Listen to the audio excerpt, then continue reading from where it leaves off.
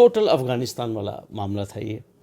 पहले सीलिंग की गई, पुलिस, रेवेन्यू, जेडीए की टीम्स ने जाकर, जिसे कहते हैं कि खुदा न खास्ता जैसे किसी एनिमी देश के ख़िलाफ़ कोई कार्रवाई करनी होती है, इस तरह जाकर वहाँ से पहले उनको बुलाकर ये कहा गया कि ऊपर से आदेश हैं। हालांकि उस टाइम उनको आदेश दिए नहीं गए, ठीक है। पहले उनको क्लोज़ करवाया गया, जिसे कहते हैं, और फिर उसके बाद उनको जब उन लोगों ने चिल्लाया, जब उन लोगों ने शोर मचाया, फिर उसके बाद हफ्ते 10 दिन के बाद जिसे वो ऑर्डर उनको थमाए गए। अभी एक ही शहर में दोहरे मापदंड, जहां एक तरफ डिस्ट्रिक्ट एडमिनिस्ट्रेशन सिदरा जाती है, वहां पर रेस्टोरेंट्स बंद करवाती है, ये कहती है कि इलीगल स्टेट लैंड के ऊपर बने हुए हैं, वहीं दूसरी ओर ये क्लोजर ऑर्डर्स मेरे पास हैं। एक ऑर्डर है 10 फरवरी 2021 का ऑडी के शोरूम का, जो ग्रेटर कैलाश में है। Jammu Kashmir pollution control board ने ये क्लोजर नोटिस निकाला और डिप्टी कमिश्नर जम्मू जो उस समय सुषमा चौहान थी, उनसे एक कहा कि ऑडी के शोरूम के ऊपर ताला लगाया जाए। इसी महीने में 22 तारीख को सिदरा में रेस्टोरेंट्स तो बंद किए गए, लेकिन ऑडी के शोरूम के ऊपर ताला लगा हो आपने अभी तक नहीं देखा होगा। ये एक इशू की बात नहीं है। वहीं उसके अलावा भी 15 मार्च को, यानी कि पूर्व डीसी जम्मू सुषमा चौहान की ट्रांसफर से 2 दिन पहले, एक और order Jammu Kashmir pollution control board ने निकाला और ये कहा कि जो जम्मू मोटर्स है अखनूर रोड पर, उसके ऊपर भी ताला लगाया जाए। उसके ऊपर ताला लगा हो ये भी आपने नहीं देखा होगा। तो ऐसे दोहरे मापदंड क्यों? और क्या जिस तरीके से सिदरा में रेस्टोरेंट्स को बंद किया गया क्लोजर नोटिस दिए बगैर, क्या ये तरीका है रेस्टोरेंट्स बंद करने का? क्या ये तरीका है कोई भी रनिंग एस्टैब्लिशमेंट बंद करने का? बात करने के लिए मेरे साथ हैं वरिष्ठ वकील एडवोकेट शेख शकील। शकील साहब, सबसे पहले यही जानना चाहूंगी आपसे कि ये दोहरे मापदंड कैसे? क्या ऑडी का शोरूम जो है वो सिदरा में चल रहे किसी रेस्टोरेंट से कोई ज़्यादा खास है कि उसके ऊपर ताला नहीं लगेगा, लेकिन जो रेस्टोरेंट्स हैं उनके ऊपर ताला लगेगा? पल्लवी जी देखिए, आडी आल्ट्रम पार्टम हमारा एक, जिसे कहते हैं कि ये फ्रेज़ है, और इसमें ये कहा जाता है no one should be condemned unheard, ठीक है। लेकिन आपने देखा कि पानी हमेशा जो है वो नीचे आता है। इनका कोई वसीला नहीं था, ये जो 29 रेस्टोरेंट थे, ठीक है। और वहाँ पे देखिए जिस तरीके से सीलिंग हुई, टोटल अफ़गानिस्तान वाला मामला था ये। पहले सीलिंग की गई, पुलिस, रेवेन्यू, जेडीए की टीम्स ने जाकर, जिसे कहते हैं कि खुदा न खास्ता जैसे किसी एनिमी देश के ख़िलाफ़ कोई कार्रवाई करनी होती है, इस तरह जाकर वहाँ से पहले उनको बुलाकर ये कहा गया कि ऊपर से आदेश हैं। हालांकि उस टाइम उनको आदेश दिए नहीं गए, ठीक है। पहले उनको क्लोज़ करवाया गया, जिसे कहते हैं, और फिर उसके बाद उनको जब उन लोगों ने चिल्लाया, जब उन लोगों ने शोर मचाया, फिर उसके बाद हफ्ते 10 दिन के बाद जिसे वो ऑर्डर उनको थमाए गए। अभी आप जो ऑर्डर पेश कर रहे हैं, जो मुझे बता रहे हैं, ये तो बड़ी इस्टेब्लिशमेंट्स हैं, और आपको मालूम है कि कानून यहाँ पे सिलेक्टिवली जो है वो अप्लाई होता है। और आपको मालूम है कि चाहे आप ऑडी की बात कर रहे हैं, चाहे जम्मू मोटर्स की बात कर रहे हैं, ये असर रसूख वाले लोग हैं। और ठीक है, हमें किसी के साथ कोई बायस भी नहीं है, लेकिन जब आप एप्लीकेबिलिटी ऑफ लॉ की बात कर रहे हैं तो ये दोहरे मापदंड क्यों? और मैं आपको कॉम्प्लीमेंट करता हूँ कि you have today chosen a very important topic concerning the Jammuites, the people of Jammu and Kashmir. और पर्टिकुलरली आप ये देख लीजिए, एप्लीकेबिलिटी ऑफ लॉ के ऊपर ही पहले मैं आपसे समझना चाहूंगी कि प्रोसीजर क्या है, क्योंकि ये नोटिस भी जो मैंने दिखाए इसमें भी Jammu Kashmir pollution control board का एक प्रोसीजर है। पहले शो कॉज नोटिस इशू होता है, उसके बाद जब कोई जवाब नहीं मिलता फिर जाकर क्लोजर नोटिस जो है वो इशू होता है। तो एक्चुअल में अगर जो बातें बताई जा रही हैं कि जो रेस्टोरेंट्स थे इलीगल स्टेट लैंड के ऊपर थे, या किसी के पास ईटरी का लाइसेंस नहीं था, या किसी के पास बिल्डिंग की परमिशन नहीं थी, तो उसमें आपसे समझना चाहूंगी और बहुत सारे आम लोग भी समझना चाहेंगे कि प्रशासन को प्रोसीजर कौन सा फॉलो करना था। क्या सीधा पुलिस को ले जाकर एस्टैब्लिशमेंट बंद करनी थी, या उन्हें भी पहले कोई शो कॉज नोटिस देना था, या कोई क्लोजर नोटिस देना था, कोई समय देना था, उसके बाद जाकर ताले लगाने थे? देखिए, आर्टिकल 21 है इस देश में संविधान का, no person can be deprived of his life and personal liberty save and except in accordance with law। यहाँ रूल ऑफ लॉ है इस देश के अंदर। अभी खुदा ना खास्ता यहाँ कोई मार्शल लॉ नहीं है। अगर आपको किसी के खिलाफ भी कोई एडवर्स आर्डर पास करना है, रोज़ हाई कोर्ट कहती है, रोज़ सुप्रीम कोर्ट कहती है कि अगर आपको किसी शख्स के खिलाफ भी कोई एक्शन लेना है, पहले आपने उस शख्स को सुनना है कि उसको क्या कहना है इसके बारे में। अगर आप देखिए, आप बिल्डिंग कंट्रोल ऑपरेशंस एक्ट की भी अगर आप बात करें, if somebody has commenced construction illegally without obtaining any permission from Jammu municipal corporation, तो म्यूनसिपल कॉरपोरेशन एक्ट में ये लिखा हुआ है कि आप पहले जाएंगे उस शख्स को एक शो काज नोटिस देंगे कि that it has been reported that you have started unauthorized illegal construction and why action may not be taken, and you show cause within 4 or 5 days why this खिलाफ वर्जी may not be demolished. लेकिन यहाँ पर तो Jammu municipal corporation कह देगी हमने show cause notice दिया, वो अलग बात है कि जो शॉप ओनर्स है वो इल्ज़ाम ये लगा रहे हैं कि 22 तारीख को दुकानें बंद की गई, 25 तारीख को आकर यहाँ पर शो कॉज नोटिस बिना हमें बताए लगाकर चले गए। यहाँ पे तो पल्लवी जी कंस्ट्रक्शन तो सालों साल पहले हुई है, ये तो केस ही नहीं है म्यूनसिपल कॉरपोरेशन का कि कोई नई कंस्ट्रक्शन हुई है या किसी ने बिना इजाज़त के कंस्ट्रक्शन की है। यहाँ पे केस ये था, मैं आपको ये बता दूँ कि all of a sudden district administration की टीम जो है इट हैज़ टेकन एक्शन, और इवन जब एक्शन लिया गया तो वहाँ जाकर सिर्फ यही सीलिंग की गई है स्पॉट पे जाकर, और वहाँ पे ये कहा गया कि हमने इसको सील कर दिया है। देखिए, आप अगर कोई एक्शन, आप किसी शख्स को आप पीएसए में अंदर करते हैं तो कानून ये है कि जब आप उसको अंदर करेंगे पीएसए में, प्रिवेंटिव डिटेंशन में, you have to provide him the detention order, you have to provide him the grounds of detention, and you have in the order of detention you have to guide him that you can file appeal or representation against your detention to the competent authority in the home department to the J&K government. लेकिन यहाँ तो ऐसा कोई ज़ाब्ता हुआ ही नहीं जिसे कहते हैं ऑल ऑफ ए सडन आपने 28-29 establishments, may be they were legal और दे वर इलीगल, दे वर ऑथोराइज्ड और अनऑथोराइज्ड, लेकिन अल्टीमेटली आप देखिए ये वो कंट्री है हमारा देश जहाँ पे सुप्रीम कोर्ट कहती है even a trespasser has a right, even he is to be heard if a person who is in a settled possession, and these people were in their settled business से कहते हैं। और वही समझना चाहूँगी कि आपने कहा, आपने भी देखा होगा कि ये रेस्टोरेंट जो है अभी अभी बने हैं, लेकिन ये जो एरिया है इन पोजीशन काफ़ी देर से है, जो लोग वहाँ पे रहते भी हैं वो काफ़ी देर से रह रहे हैं। तो जिस टाइम पर ये कंस्ट्रक्शन का काम चल रहा था उस समय भी परमिशंस लेनी होती हैं। जिस समय कंस्ट्रक्शन का काम चल रहा था ये किसी ऐसी जगह पे तो है नहीं जो which is hidden from the view, open public view में है। तो उस समय क्या जम्मू म्यूनसिपल कॉर्पोरेशन को नहीं याद था कि यहाँ पर जो है कंस्ट्रक्शन का काम चल रहा है, जाके पता ही करें कि यहाँ पर इलीगल हो रहा है या लीगल हो रहा है? पल्लवी जी, ये सारी कंस्ट्रक्शंस जो हुई हैं, मैं आपको साफ बात बताना चाहता हूँ, ये सारी कंस्ट्रक्शन म्यूनसिपल कॉर्पोरेशन की खिलाफ वर्जी की टीम और पुलिस ऑफिशियल्स की कनाइवेंस के साथ हुई है। यहाँ पे नाइट कंस्ट्रक्शन जो थी वो अलाउड थी, और the concern police officials they were charging hefty amount कि अगर आपको शाम को रात को लेंटर वहाँ पे डालना है उसके पैसे होते थे, अगर आपको चार दीवारी करनी है उसके पैसे लिए जाते थे। अब अचानक ही जिसे कहते हैं रूल ऑफ लॉ एक्टिवेट हो गया यहाँ पे, और अचानक ही जिसे कहते हैं कि इन गरीब लोगों को अब इनका काम वहाँ पे चलने लगा था। तो अल्टीमेटली अगर हम उन लोगों की बात सुने तो वो कहते हैं कि जो बड़े बड़े होटलों के मालिक हैं उन्होंने एक्शन करवाया है, और आपको मालूम है इस सारे एरिया की एम्बियंस ऐसी थी, और ये जो होटल्स थे यहाँ पे यंग क्राउड जो था, यंग क्राउड से ही याद आया कि ये भी इल्ज़ाम लगाए जा रहे हैं कि यहाँ पर जो है असामाजिक गतिविधियाँ हो रही थी या ड्रग्स का इस्तेमाल लिया जा रहा था। इस वजह से भी जो है डिस्ट्रिक्ट एडमिनिस्ट्रेशन को लगा कि this is the right time to strike and this is the right time to get these places shut down. तो उसके लिए समझना चाहूँगी कि क्या अब लगभग 1 महीना होने वाला है कि ये सारे रेस्टोरेंट्स बंद हैं, क्या आपको लग रहा है जम्मू में ड्रग्स का इस्तेमाल बिल्कुल कम हो गया है, या इसी एक एरिया को टारगेट करने से जो है असामाजिक गतिविधियां पूरे शहर में ख़त्म हो गई हैं? आप मुझे एक चीज़ बताइए, हाईवे की पेट्रोलिंग आज भी चल रही है, जब ये रेस्टोरेंट्स चल रहे थे तब भी हो रही थी। पुलिस बताए अपने आंकड़ों से कि कितनी FIRs रजिस्टर की अंडर NDPS एक्ट, और कितना कंट्राबैंड या नारकोटिक ड्रग्स जो हैं वो इन रेस्टोरेंट्स से उन्होंने जिसे कहते हैं सीज़ किया, या कितने नौजवानों को पुलिस ने गिरफ़्तार किया। हमारे पास तो ऐसे कोई आंकड़े नहीं हैं। और आप ये देख लीजिए, ये सिदरा का ये जितना भी एरिया है, चाहे भावुक पुलिस स्टेशन बहू से स्टार्ट होता है और up to Nagrota regular patrolling जो है वो पुलिस की यहाँ पे चलती थी।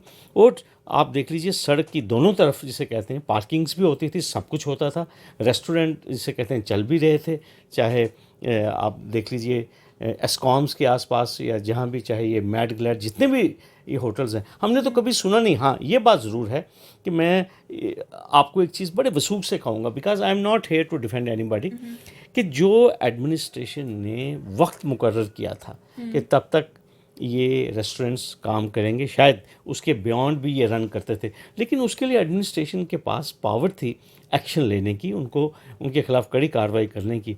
लेकिन जिस तरीके से आपने एक अनडेमोक्रेटिक तरीके से जाकर without adopting due course of law ये जो आपने एक्शन लिया है, आज उसी की वजह है आप देख रहे हैं कि उन लोगों में अनरेस्ट है।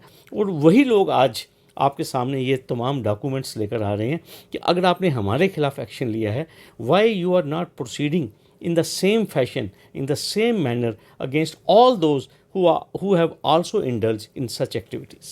यही आपसे समझना चाहूँगी कि मान लीजिए डिस्ट्रिक्ट एडमिनिस्ट्रेशन इसमें सही है कि वो सभी जो काम कर रहे हैं इलीगल काम यहाँ पर कर रहे हैं, बिल्डिंग परमिशन उनके पास नहीं है, लैंड उनकी स्टेट लैंड है, उनके पास परमिशन नहीं है, ईटरी का लाइसेंस उनके पास नहीं है। इस सिचुएशन में अब उनके पास क्या वे आउट है, क्या तरीका है, वो क्या कर सकते हैं? देखिए, दो तरीके हैं। मैं आपको एक चीज़ कहूँगा, एक तरीका तो कानूनी तरीका है कि अगर वो लोग कोर्ट का दरवाज़ा खटखटाएं कि without following due course of law action has been taken, they have been deprived of their livelihood, court उनकी बात सुन सकती है इस इशू के ऊपर। और दूसरी बात, मैं समझता हूँ कि एक डेमोक्रेटिक कंट्री है, they have a right to hold peaceful demonstration in a democratic manner, they must raise their voice. क्योंकि सरकार अल्टीमेटली, आप देखिए कि सरकार आज कह रही है कि हमारे पास नौकरियां नहीं हैं, हमारे पास जॉब्स नहीं हैं, ठीक है। ऑलरेडी इस यूनियन टेरिटरी में जो है देश का, जो अगर हम कहते हैं कि अगर हम एवरेज देखें बाकी स्टेट्स से, तो यहाँ जम्मू कश्मीर में ज़्यादा लोग जो हैं वो उनके पास रोज़गार है सरकारी।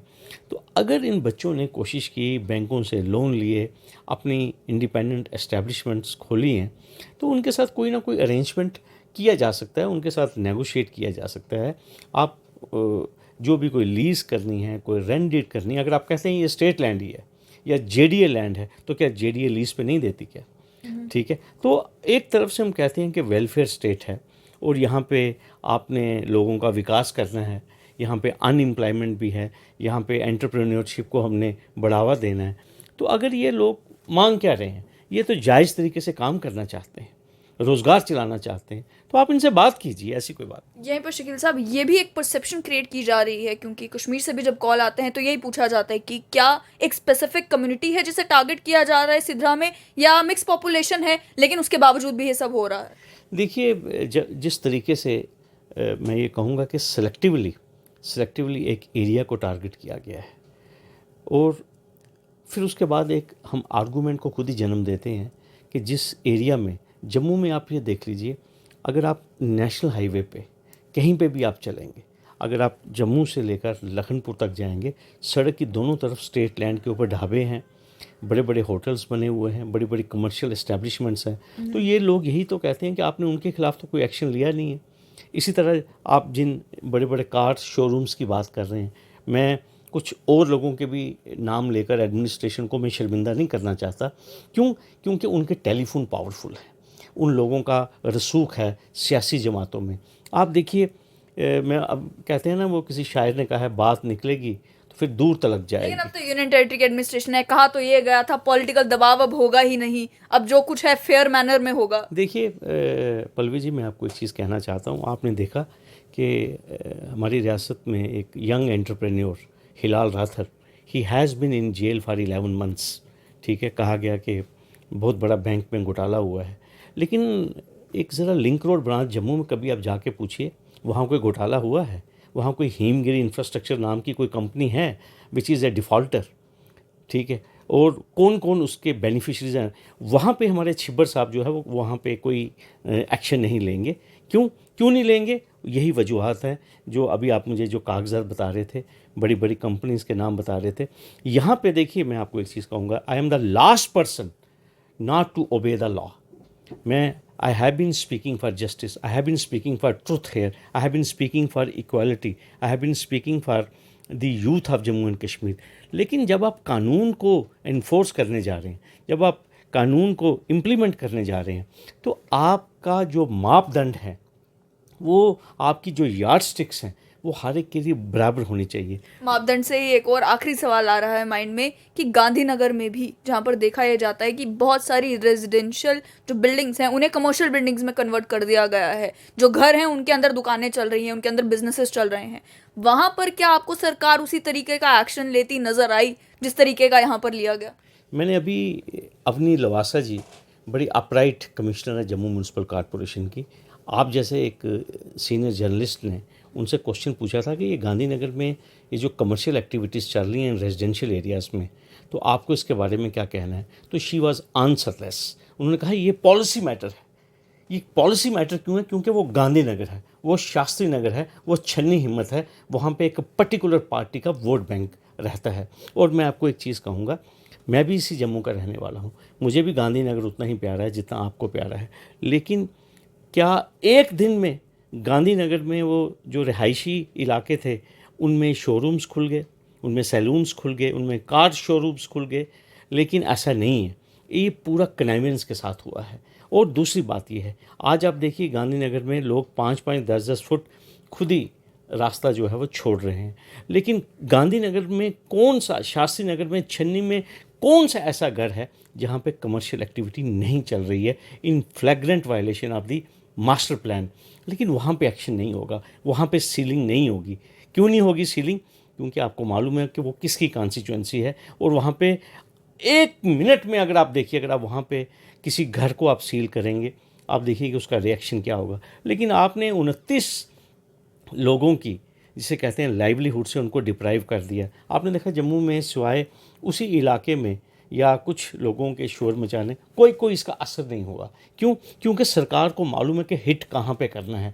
और जो लोग लावारिस हैं, जो लोग यतीम हैं, जिनका कोई पॉलिटिकल माई बाप नहीं है, जो मैटर नहीं करते जम्मू की सियासत में, आप लीजिए उनके खिलाफ एक्शन। लेकिन you are not sending a good signal. मैं आपको बार बार एक चीज़ कह रहा हूँ कि आप इन लोगों को, ये जो नेशनलिस्ट कम्युनिटी है, जो यहाँ पे रगूड़ा में है, जो सिदरा में है, और आप ये देखिए एक रेस्टोरेंट जो कि 30 कनाल ड्यूली प्रोप्राइटरी लैंड के ऊपर, ग्रैंड हिल की मैं बात करूँगा, वहाँ तो किसी को शिकायत नहीं थी। वो एक बिल्कुल फैमिली रेस्टोरेंट है। वहाँ तो कोई ये नहीं कह सकता था कि वहाँ पे अनएथिकल, इलीगल या कोई काफ़ी देर तक खुला भी रहा, और काफ़ी देर तक वो खुला भी रहा। लेकिन आप ये देखिए कि हाई कोर्ट से बाकायदा स्टे भी था उनके पास, क्योंकि उनकी कोई म्यूटेशंस भी कैंसिल की, and high court directed to maintain status quo. लेकिन डिस्पाइट दैट, आज 3 दिन पहले म्यूनसिपलिटी की एक टीम जाती है, कहती है कि आपके पास ईटरी का लाइसेंस नहीं है। आप मुझे बताइए कब से ग्रैंड हिल रेस्टोरेंट चल रहा है? क्या आपका फ़र्ज़ नहीं बनता था कि बिफोर इफेक्टिंग द क्लोजर आपको वहाँ पे हाई कोर्ट का ऑर्डर भी दिखाया गया?